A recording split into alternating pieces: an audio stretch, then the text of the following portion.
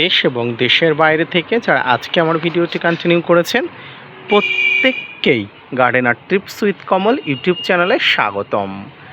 আজকের ভিডিওর আলোচনার বিষয়বস্তু হলো বর্ষাকালে অর্থাৎ এই জুলাই মাসে আপনার ছাদ বাগানে থাকা যে কোনো ভ্যারাইটির পেয়ারা গাছকে কিভাবে দ্রুত গতিতে বাড়িয়ে তুলবেন। এর পাশাপাশি আপনার ছাদ বাগানে যদি কোনো পেয়ারা গাছের ফল বা ফুল এসে থাকে সেগুলোকে প্রোটেকশান করার জন্য আপনি আগামীতে কি পরিচর্যা গ্রহণ করবেন, কি পরিচর্যা গ্রহণ করে আপনি অবশ্যই গাছগুলোকে সুস্থ সবল স্বাভাবিক করে তুলবেন। আসুন তাই নিয়ে থাকছে আজকের বিস্তারিত আলোচনা। না স্কিপ করে দেখতে থাকুন।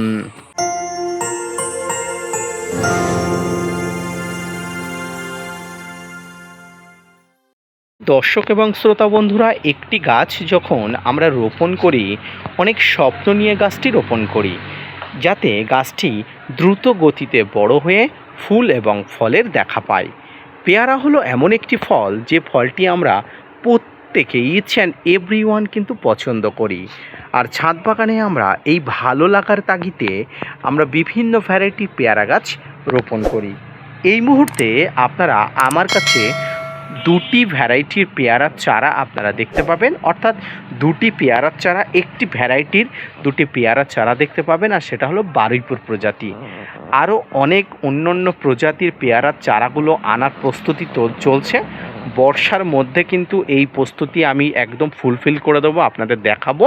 তবে এই মুহূর্তে আমার ছাদ বাগানের পেয়ারা গাছের বৃদ্ধি আপনারা অবশ্যই একাধিকবার দেখেছেন। আজকে এই পেয়ারা গাছটি নতুন নয়, দীর্ঘ 3 বছর ধরেই কিন্তু আমি এই পেয়ারা গাছটি আপনাদের দেখাচ্ছি। এখন কথা হলো, বর্ষার সময় ছাদ বাগানে পেয়ারা গাছের বৃদ্ধিকে মনের মতো করার জন্য আপনি কি পরিচর্যা করবেন। প্রথম কথা, এই সময় গাছের গোড়া কি কোনো খাবার দিতে হবে? গাছের গোড়ায় যদি খাবার দেন সেই খাবারের মধ্যে কি উপাদান থাকবে? এর পাশাপাশি গাছের ডালপালা শাখা পোশাকা বৃদ্ধির জন্য বা গাছের ডালপালা শাখা পোশাকাকে হৃষ্টপুষ্ট করে তোলার জন্য আপনাকে কি খাবার দিতে হবে। প্রথম বলি, বর্ষাকাল, এই সময় বৃষ্টির জলে যে ন্যাচারাল খাবারগুলো থাকে সেই খাবারগুলোই যথেষ্ট। তাই এই সময় ঘটা করে আর পেয়ারা গাছের গোড়াতে কোনো প্রকার খাবার দেওয়ার প্রয়োজনীয়তা নেই। তাই যে খাবার আপনি দেন না কেন সেই খাবারটি টব থেকে কিন্তু বৃষ্টির জলে বাইরে বেরিয়ে যাবার সম্ভাবনা থাকে। যদি আপনি 1 মাস বা 1.5 মাস আগে গাছে খাবার দিয়ে থাকেন তাহলে সেই খাবারটি কিন্তু যথেষ্ট মাটির সঙ্গে মিশে গিয়ে অবশ্যই কিন্তু গাছকে আরও বেশি শক্তি দিচ্ছে বর্ষাকালে। আমার ছাদ বাগানে গত 1.5 থেকে 2 মাস আগে যে খাবার দেওয়া ছিল সেই খাবারটি কিন্তু গাছ খেয়ে বর্ষাতে বড় হচ্ছে। সঙ্গে থাকলো প্রাকৃতিক খাবার, এটির তো কোনো গুরুত্বই কমে যায় না, এটির সঙ্গে কোনো খাবারের কিন্তু তুলনা হয় না। এই খাবার খেয়ে এবং আপনার ম্যানুয়ালি খাবার খেয়ে কিন্তু গাছ বড় হয়ে উঠছে। বর্ষাতে আপনি ছাদ বাগানে পেয়ারা গাছের ডালপালা কাণ্ড শাখা পোশাকাতে যে পরিচর্যা করবেন তার মধ্যে অন্যতম হলো ফাঙ্গাসের আক্রমণ এবং কীটপতঙ্গর আক্রমণ। ফাঙ্গাস এবং কীটপতঙ্গ আপনার ছাদ বাগানের পেয়ারা গাছের প্রধান শত্রু, তাই এগুলো আপনার ছাদ বাগানকে প্রচুর পরিমাণ ক্ষতি করে। আর এই ক্ষতি যাতে গাছ বেশি মাত্রায় না হতে পারে তার জন্য এটি ব্যবহার করতে হবে। ফাঙ্গাস বা ব্যাকটেরিয়া শুধুমাত্র ছাদ বাগানে পেয়ারা গাছের প্রয়োজন হলে ব্যবহার করবেন তেমনটি নয়। এই ধরনের ছোট্ট শুঁয়োপোকারাও কিন্তু প্রচুর পরিমাণ গাছের ক্ষতি করে। তাই এদের কিন্তু একদম আপনি হাতের নাগালে পেলে কোনোভাবেই বাঁচিয়ে রাখবেন না, কীটনাশক দিয়ে না হয় ম্যানুয়ালি কিন্তু আপনি এদেরকে বিনাশ করে দেবেন, না হলে আপনার শখের পেয়ারা গাছের পাতা কিন্তু ঠিক রাখবে না। ফাঙ্গাসকে আপনি চোখে দেখতে পাবেন না, তাই ফাঙ্গাস তাড়ানোর জন্য আপনাকে ফাঙ্গিসাইড সঙ্গে ভালো মানের কিন্তু ফাঙ্গিসাইড এবং ব্যাকটেরিয়া নাশকও দিতে হবে। সম্মানীয় দর্শক, প্রিয় শ্রোতা বন্ধুরা, কীটপতঙ্গ নাশক ব্যবহার করার জন্য আপনি কি কীটপতঙ্গ নাশক ব্যবহার করবেন। যদি আপনি ভারতীয় হন তাহলে অবশ্যই ডাইমার্টের 30% composition, imidacloprid group composition, cypermethrin composition, এই ধরনের কম্পোজিশনের কীটনাশকগুলো ব্যবহার করবেন। যদি বাংলাদেশি হন তাহলে নাইট্রো এবং সোবিক্রন 425 ইসি কম্পোজিশনের কীটনাশকগুলো আপনার হাতের কাছে রাখবেন।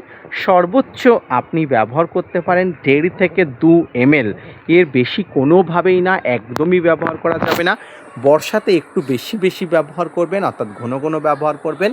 তবে যেদিন আকাশ পরিষ্কার থাকবে, যেদিন আবহাওয়া শান্ত থাকবে, সেদিনে দেবেন আর বৃষ্টির জল এসে সব ধুয়ে যাবে এমনটি করবেন না। আকস্মিক বৃষ্টির কথা আলাদা, কিন্তু আকাশ দেখে আপনি বুঝতে পারেন যে কখন বৃষ্টি হবে আর কখন পরিষ্কার আকাশ থাকে। তাই সেই যেগুলো দেবেন ভেবে চিন্তে ব্যবহার করবেন। এবার আসি গাছের কিছু এক্সটার্নাল খাবারের কথা। এক্সটার্নাল খাবার বলতে গাছের পটাশের অভাব পূরণের জন্য স্প্রে ফর্মে 0050, ম্যাগনেসিয়ামের অভাবের জন্য ম্যাগনেসিয়াম সালফেট, গাছের ক্যালসিয়ামের অভাবের জন্য ক্যালসিয়াম সালফেট বা ক্যালসিয়াম সার, এগুলো ব্যবহার করতে হয়। এছাড়া গাছের কোষের বা বৃদ্ধির জন্য আপনাকে বোরন ব্যবহার করতে হবে। গাছ খুব ভালোভাবে যাতে বৃদ্ধি হয় তার জন্য অনেক সময় শিকড়ের ট্রিটমেন্টের জন্য আপনাকে অবশ্যই হিউমিক অ্যাসিড ব্যবহার করতে হবে। গাছে অবশ্যই বিভিন্ন মাইক্রোনিউট্রিয়েন্ট বা বিভিন্ন ধরনের উপাদানের যাতে ঘাটতি না হয় তার জন্য সিউইড এক্সট্রাক্ট তরল এবং দানাদার উভয় গাছে এবং গাছের গোড়াতে ব্যবহার করতে হবে। এগুলোকে বলা হয় এক্সটার্নাল খাবার। এক্সটার্নাল খাবারগুলো আপনি আপনার ছাদ বাগানে ব্যবহার করুন। বর্ষাতে দেখবেন এক্সট্রা ফেসিলিটি, আপনি অনেক উপকার পাবেন এবং অনেক কিন্তু কাজ আপনি পাবেন।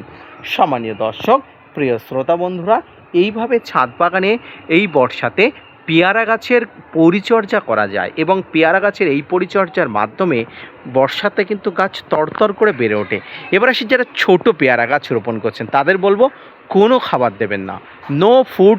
আপনি এই সময় শুধু দেখবেন গাছ কচি পাতা বার করে বড় হচ্ছে কিনা, কোনো কিছু করার দরকার নেই। এবং টবের মাটিতে জল জমছে কিনা আপনি দেখবেন। মাঝে শুধু ফাঙ্গিসাইড একটু ব্যবহার করবেন, কোনো কীটনাশক প্রয়োজন হলে দেবেন, না হলে দেওয়ার দরকার নেই। এই ছিল ছোট থেকে বড় ছাদ বাগানের পেয়ারা গাছের পরিচর্যা। সমস্ত তথ্য দিয়ে আপনাদের সামনে শেয়ার করলাম। ভিডিওটি যদি ভালো লেগে থাকে অবশ্যই শেয়ার করবেন এবং আমার চ্যানেলের পার্মানেন্ট বন্ধু হয়ে যান। আপনারা অনেক উপকারী তথ্য প্রতিনিয়ত পেতে থাকবেন। ধন্যবাদ।